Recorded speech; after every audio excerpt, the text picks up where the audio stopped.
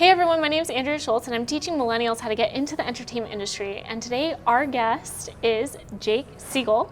Siegel? Yeah. Right? Okay, Jake Siegel, and he is a writer and producer and formerly known in American Pie Beta House. So Jake, tell us a little bit about yourself and where you grew up and all of that. Well, I'm from the North Shore of Chicago. Wow, Chicago. From a small town called Wilmette. I was born in Evanston and lived in basically like around the North Shore of Chicago, basically my entire life until I moved out to California. Did you love Chicago or do you like California more? I totally love California more. I like the food and I like the people and I like the beauty of the city in Chicago. But like LA, the weather is just so great and you really can't. Once you're out here, it's like you never go back. Yeah, you can't go wrong with it, right? Because Yeah. the weather's always in the 90s, sometimes the 80s, so it's pretty good, right? Totally. And like now when I go back for like, holidays and stuff and like, have to, face the Chicago cold, it's totally unbearable. Yeah, seriously. So I want to know a little bit more about your childhood. Like what drew you into wanting to work in Hollywood?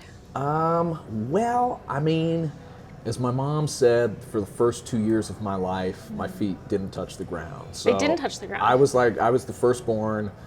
I was very loved. My parents were very encouraging because they come from an era where, my grandparents' generation is very, pretty by the books and like pretty strict. Yeah. And so I think that, when I came along, my parents wanted to make me feel like I could do anything and be anything. And my dad is a big movie guy. Oh, he is? Yeah, he works in public broadcasting for WTTW, which is PBS in Chicago. He's a camera operator and an editor. And so his love of movies and TV and that sort of stuff sort of got me into it. Got it. And that's why you have the radio voice, right? Maybe, I don't know. I think I think I just lucked out. I think for me actually, like specifically, it was Ghostbusters. It was being a kid who was 4 or 5 years old and being like obsessed with Ghostbusters, and I wanted to be a Ghostbuster, but I was smart enough to know that they were not real people, that they were Right. actors in a movie, and so by proxy, the next best thing was to be an actor. And what moved you to continue doing like that path? And was it your mother that told you to just keep going for it, or did you have someone else that kind of mentored you along the way? No, I mean, well, my parents were very realistic about it. They totally nurtured my desire to want to work in Hollywood and that sort of thing. But they were also really realistic. They were always, have a backup plan. Figure out figure out your day job, and that's continued through, well into my adult life. Of course, yeah. Much to my chagrin, but much to my advantage as well. That's great. And did you have anyone that you looked up to when you were growing up that kind of influenced you a little bit further than your mother and father? Bill Murray. Bill Murray. Why Bill Murray? Because he's like he's from our hometown. He's from Wilmette. He went to Loyola, which is the rival high school of ours, and he was kind of like our hometown hero. Oh wow, I didn't know that. And so, he was in my two favorite, two favorite movies, Ghostbusters 1 and Ghostbusters 2. And so, there was that, but it was also just because, like, I don't know, it seemed,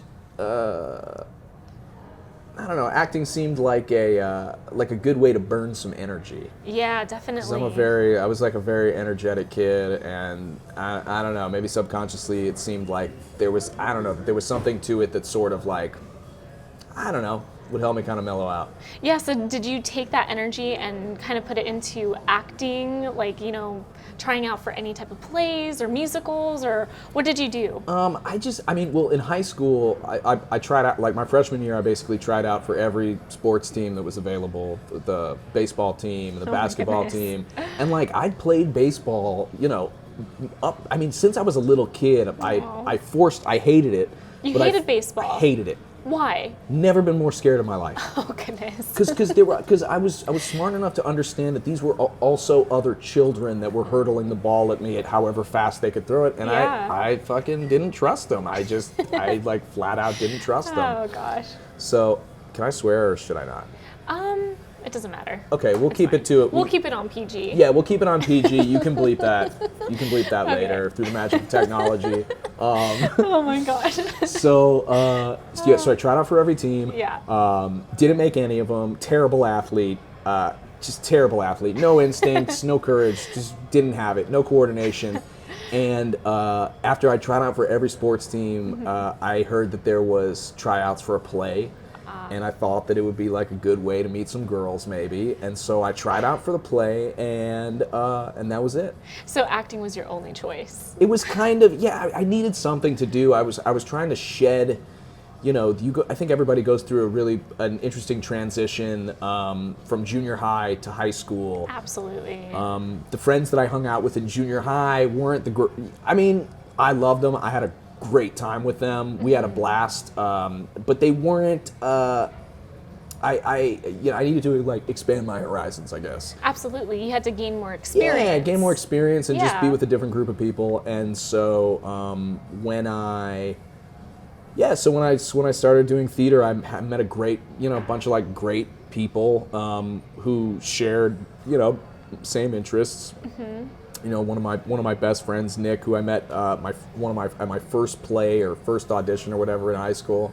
We bonded over video games because we were both like huge gamers. Which video game? And still Metal Gear Solid. Okay, you can't go wrong with that Yeah, game. had just come out for the original PlayStation. Oh and my so gosh. we were like, going nuts about it. Yeah. And these were like my people. I felt comfortable there. I felt like I could be myself. I think that's what draws a lot of people to theater, acting in general, just sort of the entertainment at large is. Well, my question is, how did the acting make you feel? Like, did you feel like you had all this power being in front of maybe, I don't know, hundreds of people in an audience? There was definitely like, I had a little bit of a showman in me, and I liked the idea of being the center of attention for sure. I think that's I think a lot of people get into it because of that. Yeah. So I liked the prospect of, and also for me it was courage. It was being able to like get up on stage and sort of like put yourself like really out there. And that's one thing that millennials, you guys need to understand, that courage, you have to take courage with you into the entertainment industry, because if you don't have courage and you don't ask for something that you want, you'll never receive. Right. Right? And as the saying goes, it's a lot of times you're scared as hell to do the thing, and then you get up on stage and you do it, and it wasn't so bad. Exactly. You get the courage after.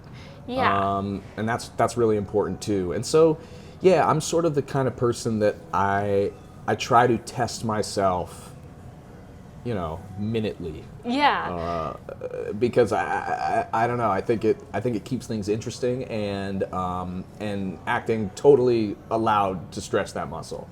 Which is a good thing, because then that kind of helped you jumpstart your career, right? All this experience, all of the people that you were surrounded with. Yeah, totally.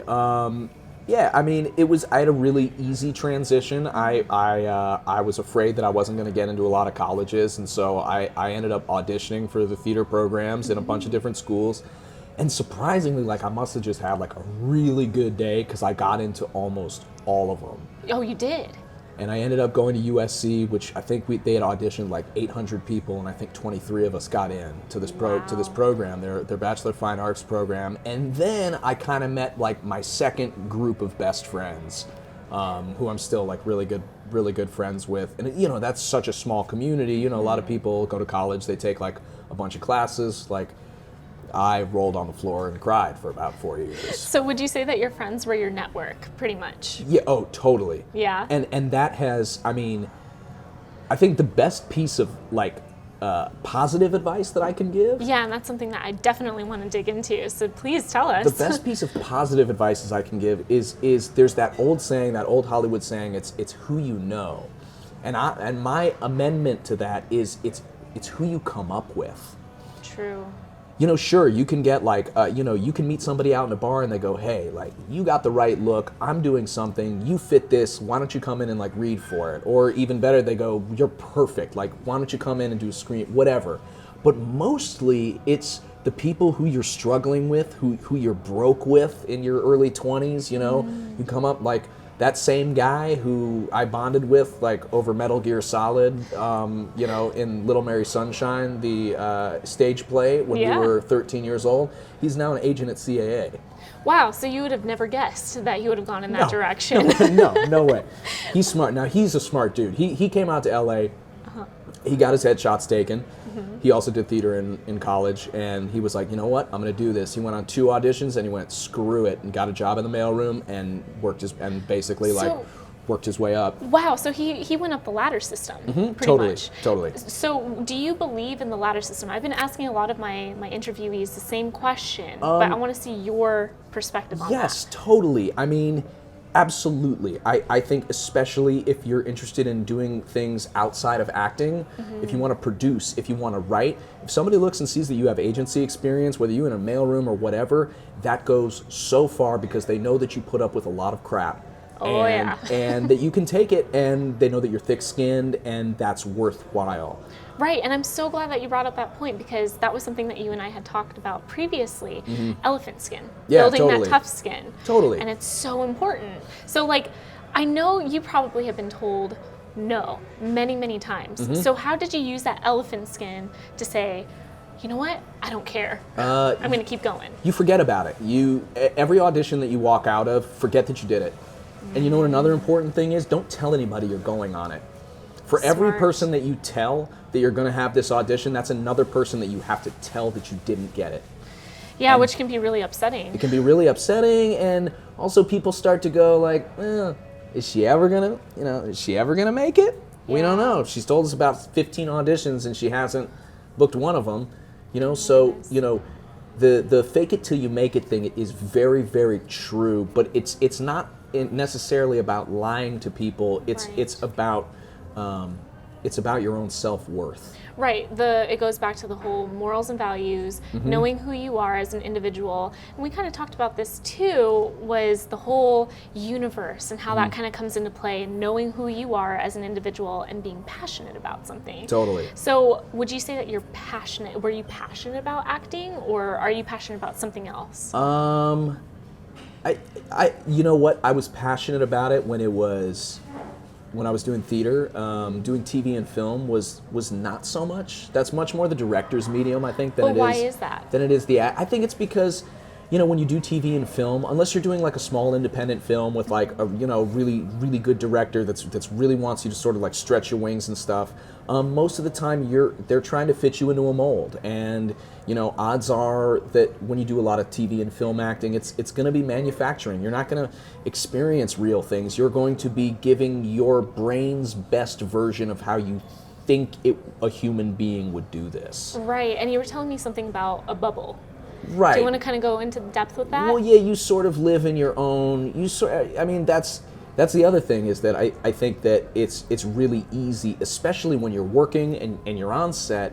It's really easy to sort of get caught in this very small group of people, this like bubble, like we were saying. Yes. And you forget about what's going on outside. Yeah. I wanted to go back. You said something that made me think of a story, and you're talking about value and self-worth. Yes. and valuing yourself. I went to an audition once. It was at some studio lot, and they messed up my call time. They told me to be there at noon, and then they called me at noon, and they were like, actually, they're not going to see you until 3.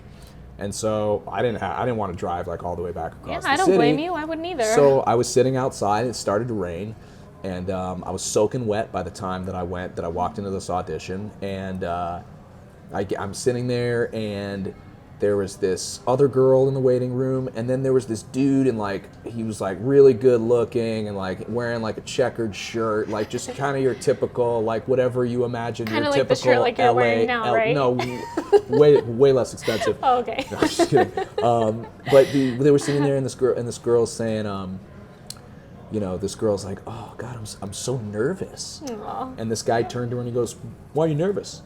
She was like, well, it's my first audition. I've done some print modeling and I've done some of this, but you know, this is my God, and I hope these two are listening. I really do. She goes, but I've done some print modeling and I've done some commercials, but this is my first,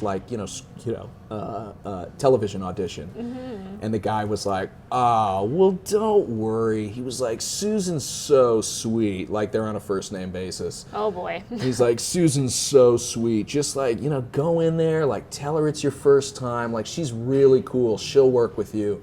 And I was wet, and I'd been waiting for 3 hours, and I was like, kind of in a nihilistic mood. And I was like, I spoke up, and I was like, that's bad advice. And they both looked at me. I mean, he looked at me like I was like, how dare you like interrupt like me posturing like in front of this like noob. And I was like, it's bad advice. And she was like, why?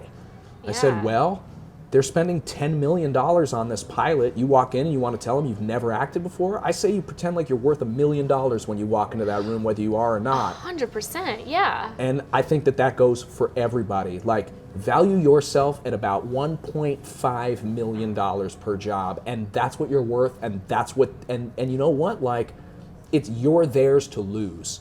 Absolutely. And I think that is a huge key into combating some of the rejection that you get. And then also just forget about it. Yeah, because by the end of the day, it doesn't matter what anyone else thinks about you. It's what you think of yourself. And the job that you are so desperate to get, that you wanted so bad, that you thought could change your career, maybe you got it. Maybe they recast you. Maybe the pilot goes and it doesn't do so well and they don't pick it up. I mean, there are so many more ways to fail than there are to succeed. Mm-hmm. That if you put all your eggs into one basket, you will fail and you will feel bad about yourself. And that is not a path that you want to go down. That is for sure. No, you just want to, it's like, I think to be a successful actor, I think you have to be a little bit crazy. Crazy in what sense? Crazy in that you value yourself more than anything in the world. You got to be willing to go to the gym every day. You got to make sure your body is perfect, because if let's say you're shooting like a scene where your shirt's off, like they're not going to hire somebody who's flabby unless you're going for a character role. It's really that harsh? And if you're a character role, then you got to stay chubby, because if you're getting cast as like the fat friend or whatever, and you lose a ton of weight, you're going to start missing out on roles, and people won't know how to cast you. Mm-hmm. So you have to look at yourself like you are a product that is available, that is for sale, and that to live like that for the rest of your life, you need to be a little bit crazy. Especially in the entertainment industry, because you are constantly marketing yourself. Totally, that's all it is. Constantly. And that's not even in the audition room. That's when you're out. Let's say you go to a trendy lunch place, like you want to be looking good. You never know who's going to be there. And like, it sounds cliche, but that's true. I know people who have gotten work by being in the right place at the right time. Mm-hmm. So what kind of advice do you have for someone that's just stepping into the entertainment industry and wants to learn how to network correctly? I would say, as a general rule, be willing to say yes to things that you normally wouldn't say yes to. And is that because you believe that fear is something that you should overcome? Yeah, totally. It's that. It's look, here's a perfect example. My boss now, I work for a television writer and producer, and I got the job because I was essentially I'd quit acting, and I knew I wanted to be a writer. I knew I wanted to produce, and I talked to a producer friend of mine, and I said, "What advice do you have? What should I do?" And he said, "Get into a studio, whatever way you can. Like, get into a studio." So I had a friend who worked at a studio. She called me one night. This is what it takes. And my story is totally unique, but this is the kind of random chaos that like happens. She called me one night. She was like, "Jake, I'm walking home from this bar. I'm wasted. Will you just stay on the phone with me so I don't get like attacked or anything like while I'm walking home to my apartment?" Super smart. And I was like, "Yeah, sure. What's going on?" We started talking, and I was like, "Well, she's a little bit liquored up. She's probably more open to suggestion." I was like, "I'm really trying to get into a studio or something. I really want to be a producer," which leads me to another point. Ask. Oh yeah. Which is what we were talking about earlier. Ask. if you want something, Yep. ask for it. You've got to be bold. Yeah. You got to be bold. And so I was like, I really want to get into a studio. I think it would be great. And she was like, oh, well, yeah, like maybe I can get you like a PA gig working in the department I work at. And I was like, yeah, great. So I went in, I got the interview, and I was essentially a glorified mailman, but I was one step closer. I was in the studio now. Yes. All according to plan.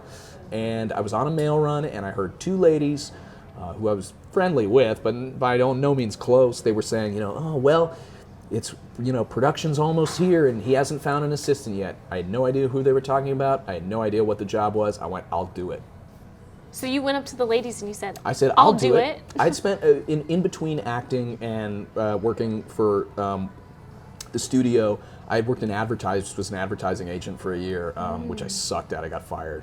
It's okay, we all had that job before, right? Yeah, and so, but I will say that the guy who I worked for was very much like a Kevin Spacey, like swimming with the sharks kind of guy, and Cutthroat. he is responsible for the work ethic that I have in me now, because Really? Yeah, because I mean actors are lazy by nature. The business is set up to keep them lazy. And why is that? Why do you believe that? It's because because there are so many of them, and the studio in its own sort of ecosystem wants to do whatever it can to weed out the people that are not like truly want it. 200% in. Right. So that's the thing, is that like, it's like, go here, be here at this time. Here's the script, but only 3 pages of it.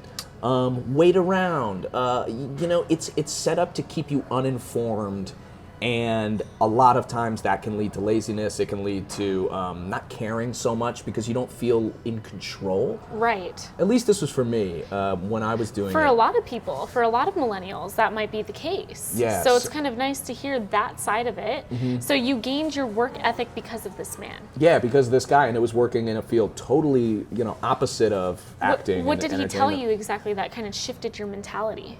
Do you remember?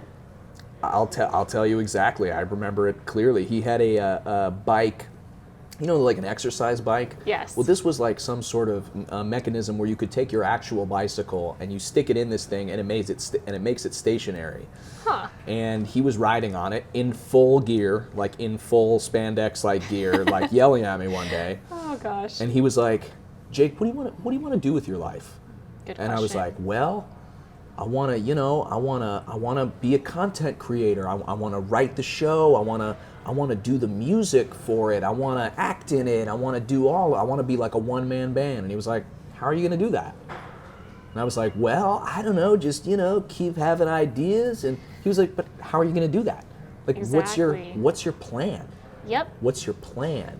And I was like, I didn't have one. And so he said, "I'll tell you what." He goes, "What do you make now?" Like, whatever. It was like, $50K a year or whatever, which was great at the time for a struggling 50K actor. is amazing. That's why I was like, awesome. Like, I have a regular job. This is great. And he was like, "What do I pay you?" He was like, "I'll double it." He goes, "I'll pay you $100,000 a year, but you have to sign an agreement that says you will be my assistant forever."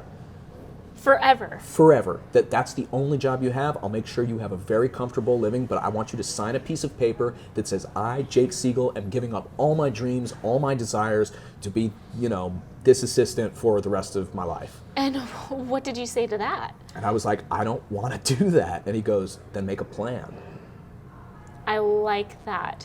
And you know what, guys, everyone that's listening to this entire podcast and vlog, everything that you just said is just so beautifully said. Oh, because good. Because it's so true. Because if you don't have a plan getting into the entertainment industry and you don't know exactly what you're passionate about, you don't know what direction you want to go, people in the industry do not take you seriously. Am I right? Totally. If you go in and people, let's say you have a meeting with an agent. Yeah. And they say, what kind of career do you see yourself as? Let's say you look like me and I go in there and I'm like, I want to kind of do what Chris Hemsworth is doing. Like I kind of want to be like a superhero, like some sort of like his career. They're gonna laugh at me because they're like, you don't look anything like him. You're not that good looking, and you're not that tall, and you're not in shape, and you sound a little bit nerdy, and like that's not you. But you go in, I if I were to go in now, yeah, and I would say like, okay, I'm thinking somebody like like a Jake Johnson type career, or, I sort of see myself as like the funny best friend, like I could do that role, like I could do this. If you are realistic and honest with yourself about what kind of parts you really can get, it's going to be so much better off for you. Because look, everybody wants to be the ingenue. We're not all the ingenue. It's just the way it is. We're all unique in our own way. So using our talents and our passions and utilizing those skill sets. My other advice, I mean, in terms of breaking into the industry, things are a lot different now than they were when I was acting. I would say you have got a better chance breaking into the industry, making YouTube videos, creating your own content, putting it online, getting a following, whatever, Instagram, whatever. I mean, Snapchat, whatever, streaming video games live on Twitch. Yeah, great. That's true. You gotta be looking at all of these angles, because the way that Hollywood is run now, there's not room for newcomers. Every now and again, somebody gets lucky. They're in a really awesome independent movie with a really good director who makes them look really good, and they hit, Exactly. Or they're in one of the Oscar bait movies, and like they give this amazing performance, and all of a sudden, like they are the it star. There's no room for that otherwise. No. It's the place where people are given a chance, whether you're a writer, whether you're a director, whether you're an actor, whether you're a musician, is on the internet and digital distribution. That's the wild, wild west. People are desperate for content. They've got money to spend on it, and they can't afford getting Jake Johnson. They can't afford, what's her name from the Hunger Games? Jennifer Lawrence. Jennifer Lawrence, yeah. They can't afford that. So they're looking for the next best thing. That's where you can break in. I think in the future, that's where you're going to see content going. I think you're going to see lots of big studios now investing in those kinds of platforms.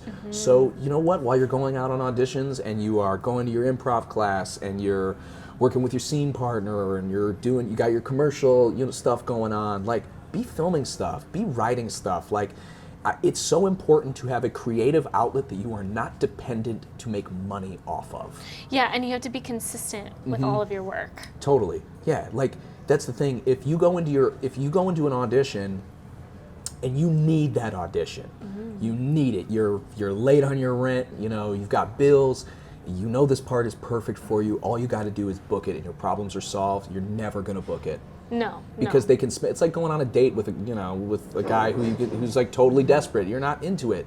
Like the whole business is built around, not being able to sense that disparity. That almost like, wow, this person is like too good for this. Like, how are they too good for this? This is like a cool project, and they don't even seem to care. You have to create a need. Yeah, totally. For the industry. Yeah, to want you. To want you, exactly. And you got to look like you don't care whether they do or not. Exactly. Whether you believe it or not, you got to pretend. Look, 90% of acting is acting like the person they want to see when you walk in the room before you even start your lines. Right. Like, nobody wants to hire a good actor. They want to hire somebody who's already naturally this person. So if you read the part, make a choice, and be that person when you go in. And just be yourself, right? Yeah, and then roll the dice. Like when I auditioned when I did American Pie, I did 3 auditions, and I did one audition, 1 callback, and then a chemistry read. And the casting director called, and they were like, "You're our first choice." And the director called, and he was like, "You're our first choice. But because you're American and it's expensive, we're going to go up to Canada and audition 800 more guys. So hold tight." Oh my gosh. So what was the wait like for you? That was like a couple, I don't know, they banged through that pretty quick. Like, really? It was like a couple, it was like maybe a couple weeks. So they're like, "Jake, you're just amazing. We have to take you." I don't know if it was that. I think I did like a pretty good like Dave Chappelle impression, like really? in the audition that made the director laugh. And I think we were both USC guys, and so I think he felt maybe both Jewish. Do you want to give us a taste of that right now? No, Oh, come on! No, don't he's get gonna shy. He's gonna be on SNL soon. He's gonna be on SNL soon. Oh, so we don't want to make fun of him yet. No, well, we don't want to make fun of him. We'll let him speak for himself. There we go. So question. I do have a really good question for you. Yes. How did you transition from acting into writing? It was totally a conscious choice. It's everybody's got a million ideas a day, but to sit down and write a 100-page screenplay, and it takes a lot of work. So I started a guy who I became really good buddies with acting. He's one of my best friends. We had a bunch of ideas, and we were like, you know what? Let's write them down. And coincidentally, at the same time, I started working for my boss, who's a writer, and so he kind of took on a mentorship role, and even just sitting and watching them work on their television show, and watching how the writers interacted, and watching what they needed and how they broke down the scripts like a math problem. I just started to pick up a lot of stuff by osmosis, sort of that way. And you learn. There's definitely a you gotta learn how to write a screenplay. And I'd say read the books. Save the Cat is a great one. There's an art form to it, but there's also a format to it. Right. Just like any other business document, because you're not writing a movie. You are writing a blueprint that will allow somebody with zero creative juice in their body look at it and say, I can see this making money. Which is true, because by the end of the day, like, what is it that the studios want? Yeah. They want money. Yeah, totally. They want money. And the content, too, depending on the studio, right? Yeah, depending on how good it is. I mean, yeah. I would say, I think the smartest thing anybody could do right now, writing-wise, is to write a YA novel. Yeah, that's true. Write a YA true. novel, go to the studio, package it as a movie, you get paid double, you get the rights, Yada, yada. I think that's a good thing. You got to be thinking outside of the box all the time. Mm-hmm. You got to be attacking from like 100 different angles, and you got to fall somewhere in between, having that plan that we talked about earlier, and also accepting that there is no plan B. That's true. So what kind of advice do you have for millennials that want to get their writing seen? To get that seen, boy, I mean, if you've got a friend who is in the industry, is in the agencies especially, Yeah. If you can get them to read read your stuff, that's what you got to do. You got to get your friend, your girlfriend, your boyfriend, whatever. You got to get somebody to read it, and you got to get them to give you honest feedback. Preferably somebody who is familiar with reading a lot of scripts. And if you don't have access to that, where would you find that? You can pay money. You can go. There's a place up in Burbank called the Writer's Store, and you can pay. I think it's like $250, and they'll give you professional coverage on your script. That's not bad. It's not bad, but I think it's kind of a ripoff. I think that if you can find maybe it's your parents. Who knows? Like if you can find somebody to read your stuff. And give it back, or you just go out and film it yourself. You write it cheap, you get together a crew, you go out and film it, and see if it resonates with anybody. But most importantly, just write it. Like there's so many people I meet who are who talk about you're a writer? Oh, cool, man. I have this idea. It's about this guy, and as soon as they said that, I'm like, you've lost me. Like, you gotta tell me some. Like, you gotta have tell the me, elevator pitch, right? Yeah, something cool. Like when somebody comes up to me and they're like, I'm trying to make up something off the top of my head that's cool. Like they're like, okay, so get this. So they're like, so check this out. It's kind of like James Bond, right? Yeah, of course I know James Bond. Well, it's like imagine what James Bond was like in college. I don't know if I can imagine that. Okay, but like I think that's a much more interesting pitch than being like, okay, so it's about this guy and he goes to college, but like he's also kind of a spy. It's like you have to find something. You have to find a way to immediately give somebody a mental image of what you're trying to sell. Of what the character's doing. What the character's doing, or what they're going to see. And True. The shorter the better. If you can do it, that's why it's called an elevator pitch. It's like you got to be able to get it done by the time it takes you to go from the 10th floor to the first floor. It's so true how fast, too, because you can have those opportunities at any moment. Totally. Yeah. Yeah, totally. I can't tell you how many times, like, I've been in conversations with people and we were talking about it and we're talking about the industry and they go, yeah, well, we're actually looking for stuff. We're looking for content. And I'll be like, oh, cool. Well, I'm a writer and we've got a bunch of stuff. And they go, oh, really? Like what? And this is at a party. This is at, the Coffee Bean. This is at whatever. There was one of the writers on the TV show that I was working on with my boss. She got hired because she talked to the creator at a Coffee Bean. Oh my gosh, or are you Starbucks serious? or whatever. She was like, yeah, I'm working. He was like, what are you writing?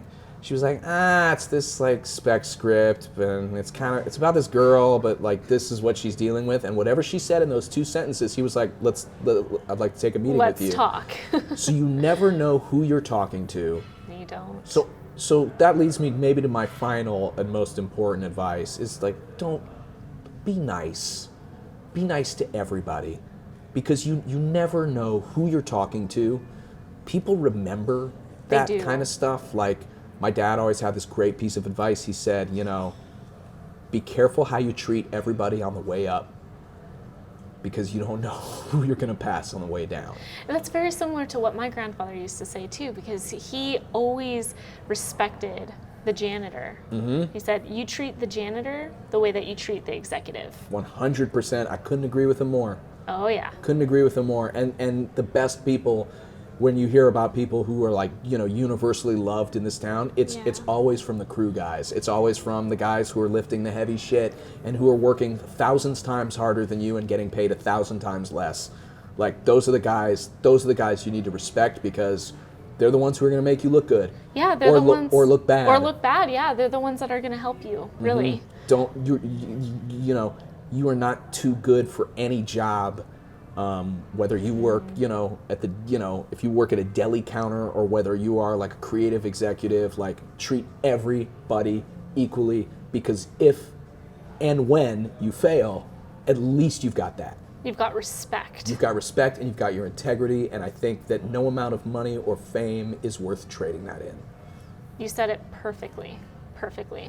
Well, thank you so much, Jake, for this amazing interview. Thank you for having me. Of course. And I want everyone to know that Jake's he has a website. So do you want to go ahead and tell everyone what that website is? Yeah, well, we started it about a year ago. It's called outermode.com, and it's about video games, but it's about it's more than that. We initially created it to be an inclusive place where I think gamers sometimes get a bad rap for being prejudiced or immature, and we wanted to create like a really safe place to talk about video games and philosophy and how you feel when you play them, because these things are like art now, and so it is art. And so everybody looks at it differently, just like any sort of painting. And so yeah, that's sort of what the site is, and we do a podcast too. And, you guys do a podcast. What's your podcast called? It's called Outercast. Outercast. Yeah, All and so right. yeah, we've got that, and hopefully some other projects sooner than later. Well, hopefully you'll have to tell me more about that. We will. We'll get into it. Awesome. So thank you so much for that, and the link's going to be below, so if you guys want to check it out, do it, because it's an amazing website, and it's all about video games. I mean, you can't go wrong with that. But thank you so much again, Jake, Very and welcome. I look forward to seeing all of you guys next week.